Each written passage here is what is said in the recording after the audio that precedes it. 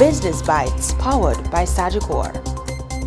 Hello, I'm Cody Barrett with the Jamaica Observer's Business Bites for Tuesday, November 7.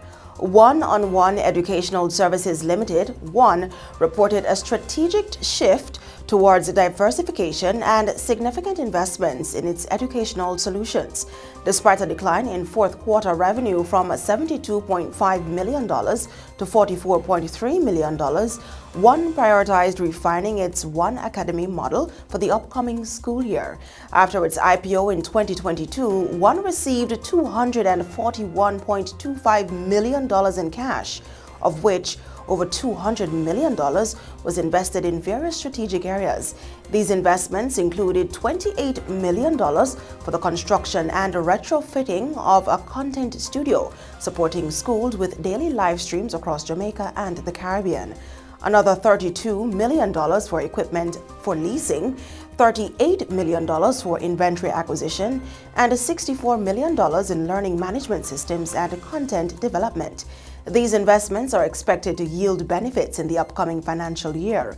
Looking ahead, ONE plans to engage with 25 schools in the 2023-2024 financial year and aims to onboard a significant number of schools before the year's end.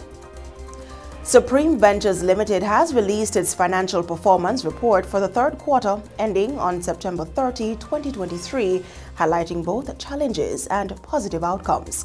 The group reported a net profit of $408 million for the quarter, marking a slight decrease of $18 million or 4% compared to the same period in 2022. The decline in profits can be attributed primarily to increases in selling, general and administrative expenses amounting to $364 million, as well as higher finance cost of $158 million. Despite these challenges, the group's strategic investments in shares, particularly in Main Event Entertainment Group and Dollar Financial Services, have continued to yield positive results, contributing $113.5 million for the third quarter and $333.2 million for the 9 months ending in September 2023.